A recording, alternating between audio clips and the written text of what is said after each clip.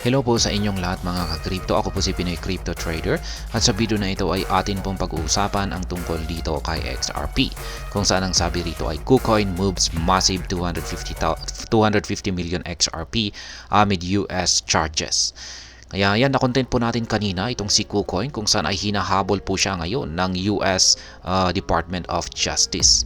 At itong si KuCoin ay meron po siyang kinakaharap ngayon na patong-patong na kaso mula po dito sa US Department of Justice. At dahil dito yung mga users ni KuCoin ay nagpo-pull out na po sila ng kanilang mga investment funds, yung kanilang mga cryptocurrency assets dito kay KuCoin.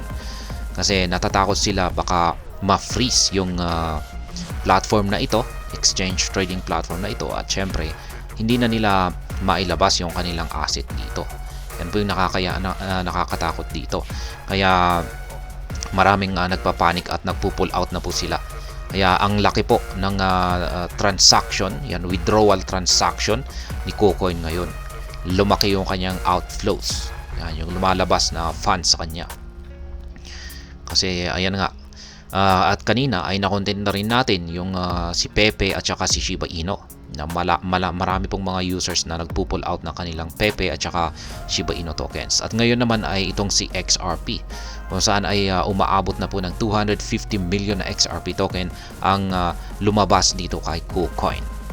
Kaya yan, bago po tayo magpatuloy ay nais ko lamang po munang bigyang linaw ang aking disclaimer kung saan ang nilalaman po ng video na ito ay hindi po ito isang financial advice.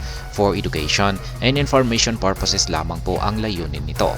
Maliban po dito ay nais ko na rin pong magbigay babala na wala pong kahit anumang group chat ang Pinoy Crypto Trader. At ayan, the crypto community has witnessed the movement of 250 million XRP linked to KuCoin amid the charges leveled against the exchange by US authorities. Kaya ayan,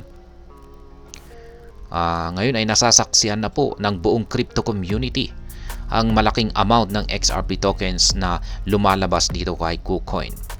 At syempre, ang dahilan ay yan nga, yung charges na final ng US authorities or Department of Justice dahil meron daw po kasi silang linabag na Bank Secrecy Act. Kaya yan po ay may kaugnayan sa anti-money laundering.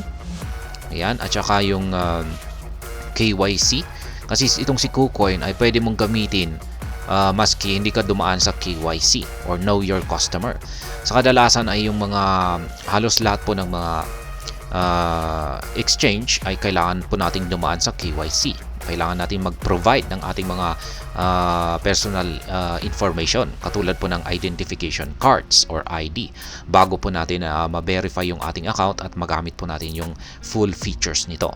Pero kay KuCoin ay in-advertise pa nila sa kanilang mga inilabas na promotion ay ipinagmamalaki po nila na hindi mo na kailangang dumaan sa KYC dito kay KuCoin at magagamit mo na ito.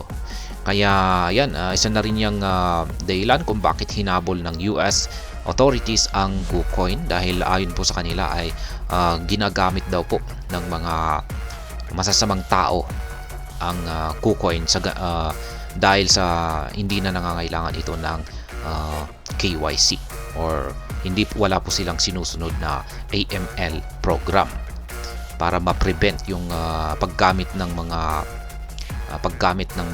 masasamang tao dito kay KuCoin. Kaya yan yung pinakadahilan kung bakit siya hinabol. At syempre yung mga users nito ay nagpapanik kasi gaya nga ng sinabi ko kanina ay pwedeng ma-freeze itong si KuCoin. At syempre yung mga asset dito ay maiipit. Kawawa naman yung mga users na imbis na yung kanilang assets dito ay pinapagalaw nila or tinitrade nila ay ayan, ipit dito kay KuCoin. Kaya yan, mas maigi na ilabas na lamang nila. Kaya habang na-access pa nila yung kanilang account ay inilalabas na po nila. Per the disclosure, the 250 million XRP was moved from an unknown address late yesterday, bearing a monetary value of $158.3 million at the time. Kaya yan, yung naobserbahan daw po na 250 million XRP na lumabas or na-withdraw dito kay KuCoin papunta po sa isang unknown wallet. Siguro ay isang private wallet yan. ay nagkakalaga po yan ng $158.3 million. Yan po ay nahuli ni Whale Alert.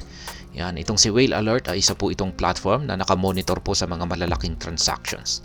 Minomonitor na rin po niya yung mga maliliit na transactions, pero pagdating po sa mga malalaking transactions ay nagbibigay po siya ng alert. Kaya nahuli po niya yung transaction na ito. KuCoin faces US charges. This pattern suggests that KuCoin initiated the 250 million XRP to fulfill mounting withdrawal requests from users possibly fleeing the platform. Notably, this development emerged as the US government filed criminal charges against KuCoin alongside two of its founder, Chungan and Qi Tang. Kaya yan.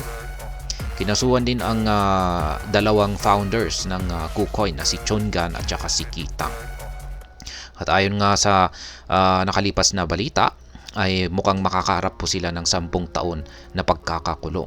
Kaya yan, tindi po ng kanilang parusa. At syempre siguro may kasama pa yan na parang multa kung gaano kalaki. Pero hindi pa natin alam kung magkano. Yan. At syempre, yung pinakadahilan kung bakit marami nang nagpo-pull out ng kanilang funds dito kay KuCoin ay ayan nga, para hindi po sila maipit kung sakaling nag-decide ang US authorities na ipa-freeze ang itong si KuCoin. At maliban po dyan, kasabay po pala nito ay ayan, meron ding nagsasagawa na rin ng free airdrop or airdrop na worth $10 million itong si KuCoin. Ayan, para bigyan ng parang yung ito raw ay celebrate or ipagdiwang yung kanilang mga users na nagpapatuloy na sumusuporta at nagtitiwala sa kanilang serbisyo. Kaya ayan, meron na rin akong content dyan, kaya panuorin na lamang po ninyo. At hanggang dito na lamang po tayo sa video na ito. Sana po ay inyong nagustuhan ang aking paliwanag dito. Kung inyo po itong nagustuhan, pakiclick lamang po ang like button nito. Para naman po sa mga bago lamang dito, kayo po ay aking inaanyayahan para mag-subscribe. Pakiclick na rin po ang bell icon nito dahil ito po ang siya magsisilbing notification nito sa mga bago kong videos na akin pong ina-upload sa aking YouTube channel na ito. Marami pong salamat sa panonood, ingat po tayo lagi at God bless po sa ating lahat.